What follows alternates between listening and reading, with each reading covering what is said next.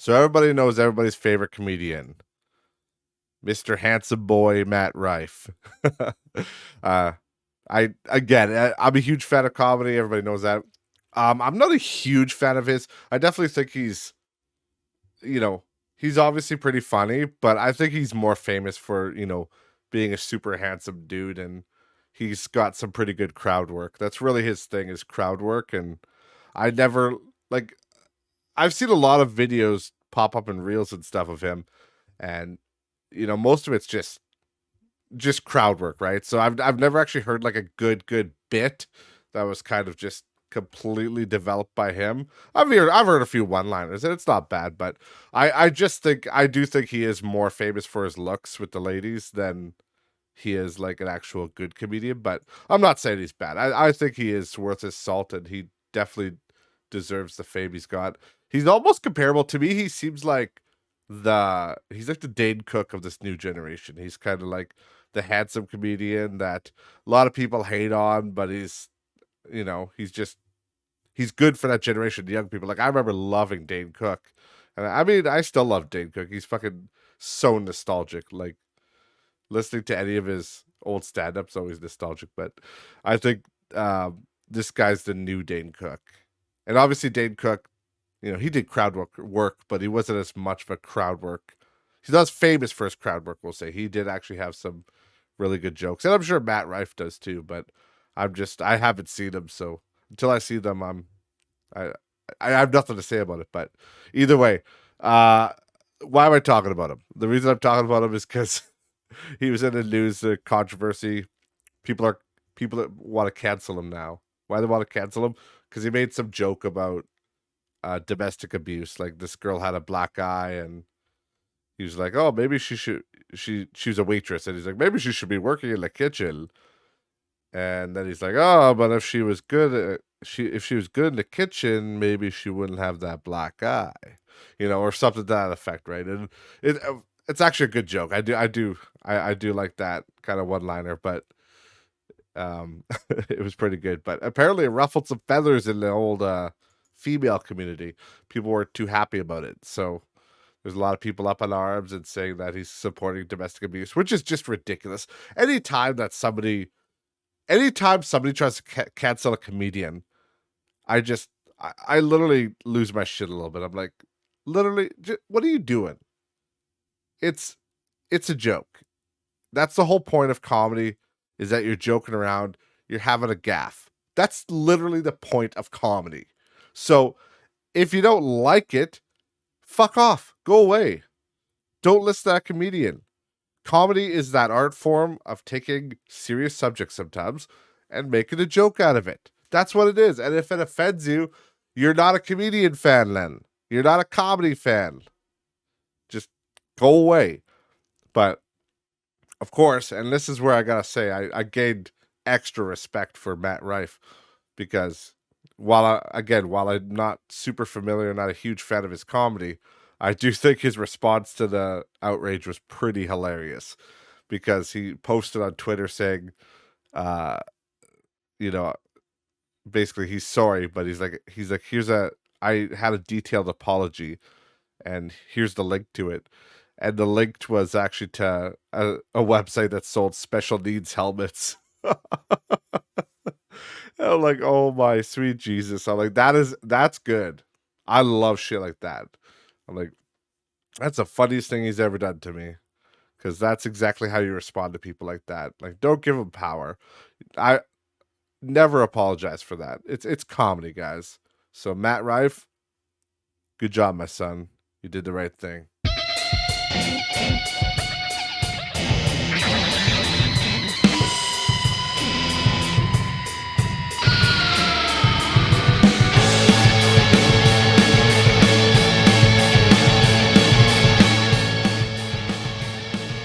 Welcome everybody back to Not Rich Just Bored, episode number 97.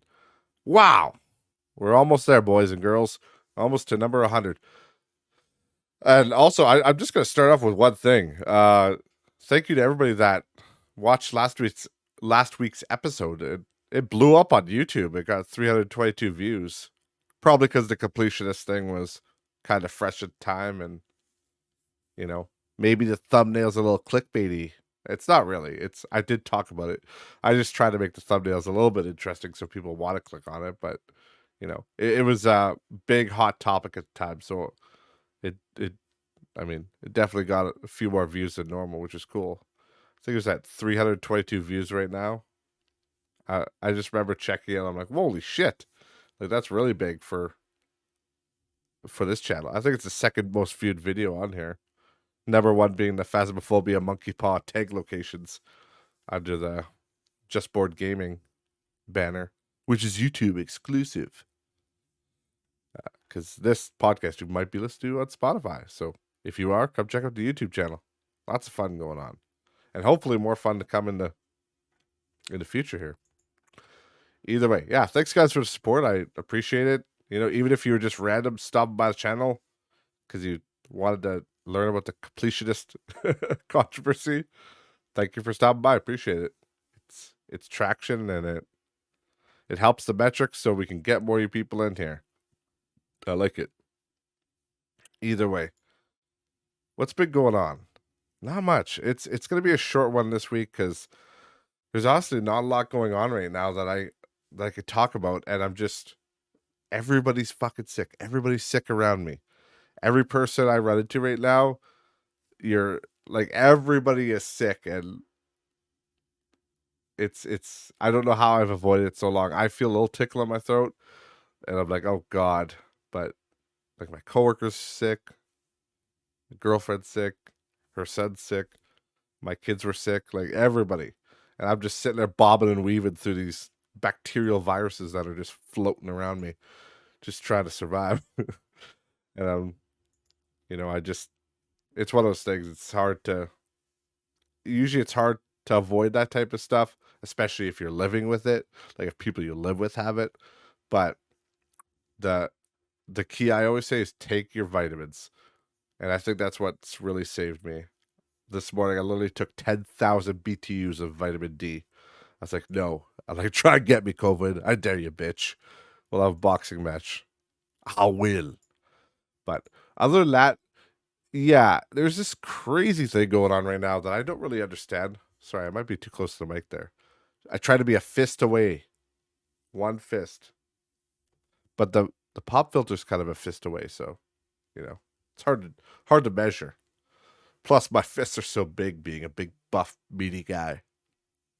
But I don't know. There's one weird thing though that I've noticed online lately is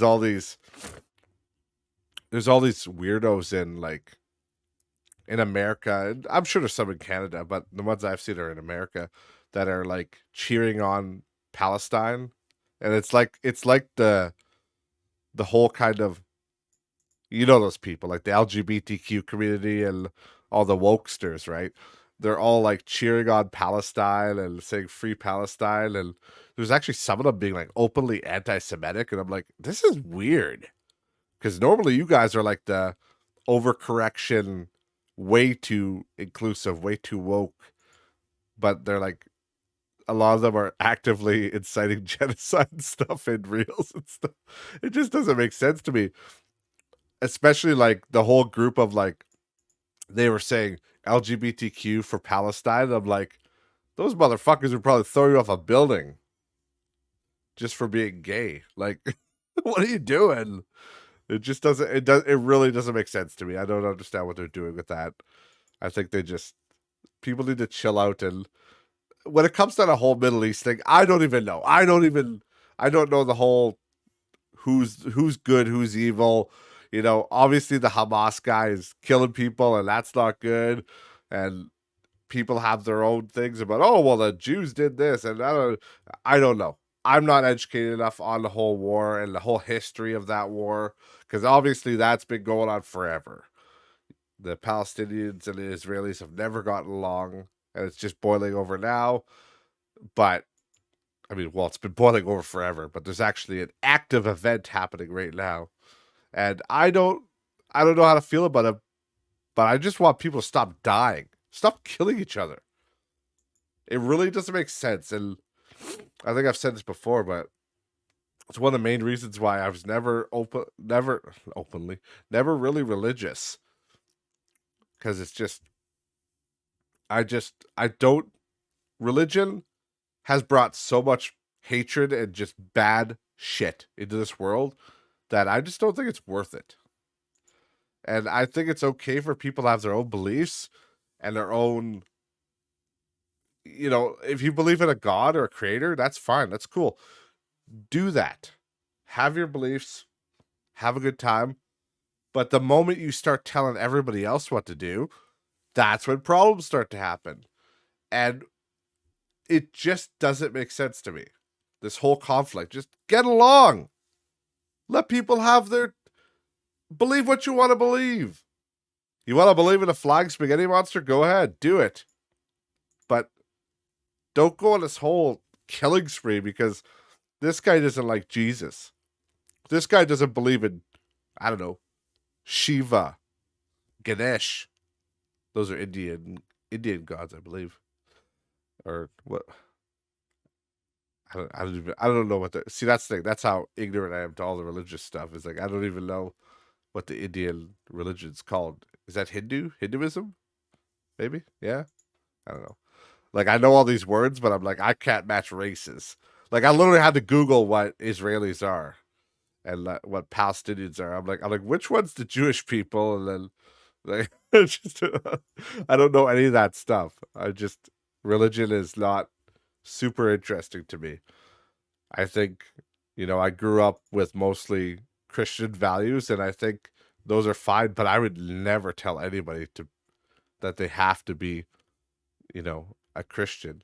And I would never tell anybody that they're worth less because they're not Christian. I would say be whatever the hell you want to be and leave everybody the fuck alone.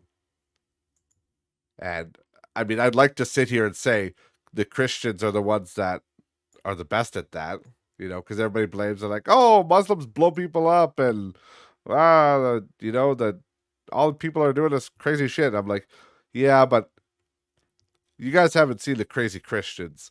There are crazy Christians that do that same shit, like car bombings and killing people and cults and stuff like that. There are crazy Christians too. It's not just other religions, you know. In fact, most people that are Muslim are the nicest people I know. I mean, there's so many people that I've met that, you know, they're part of the Muslim faith and they're just great people.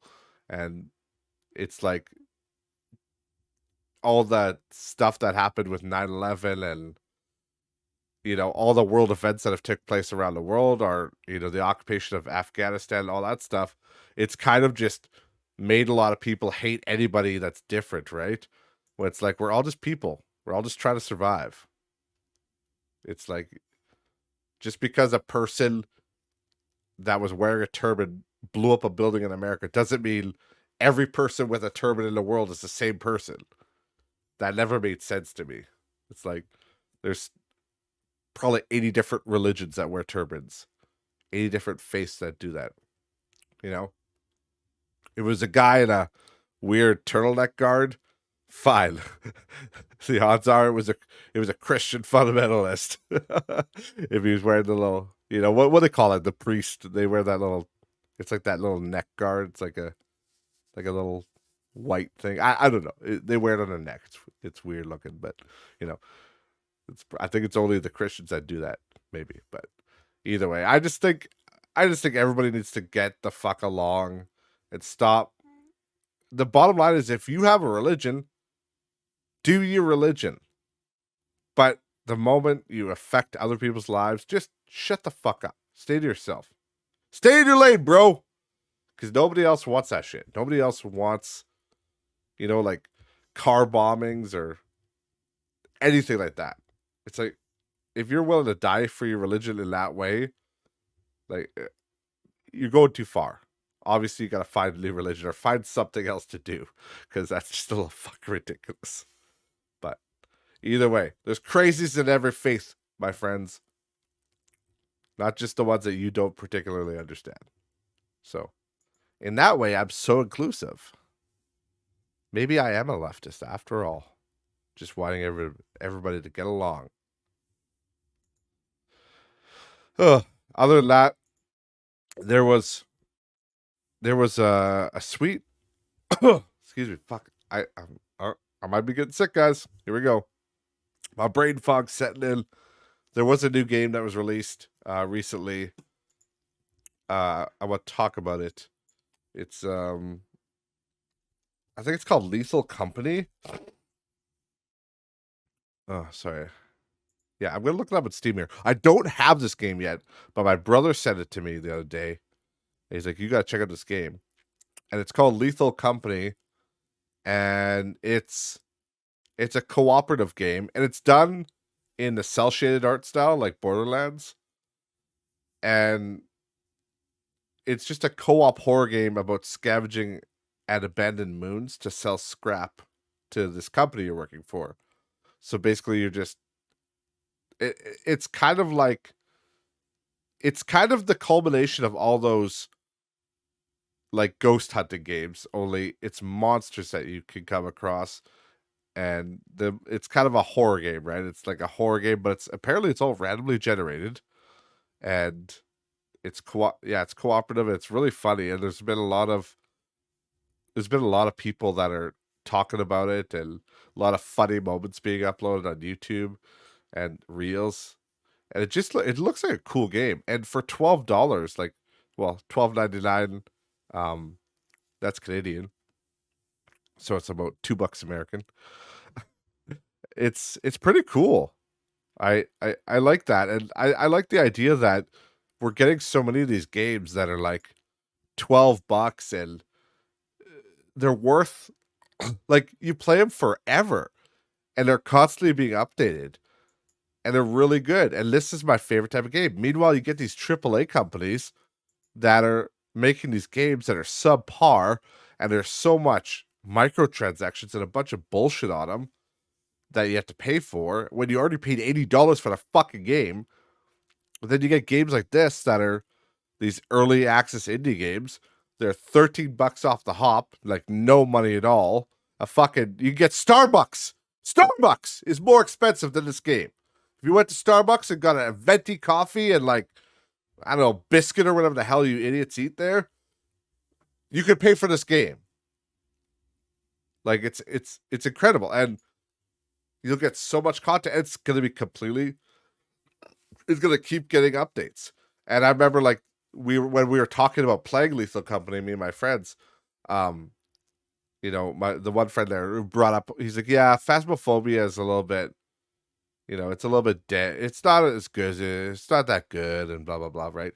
It's like, yeah, but okay. Well, first of all, we're going to go into Phasmophobia here because people know about the ghost. It's a ghost game. It's the OG ghost game. It kind of started that ghost game fad. It's really cool. I've talked about it on here before. I love that game. It's great. The thing is, you know, because it inspired other ghost games. Other ghost games are doing different shit, and they're doing cool things.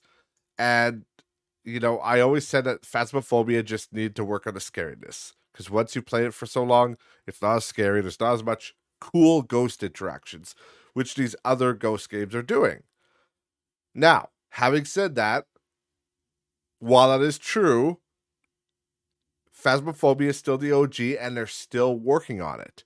And I can never give them shit, because I paid $20 or no, $15, I think, because I got it really early access, Phasmophobia.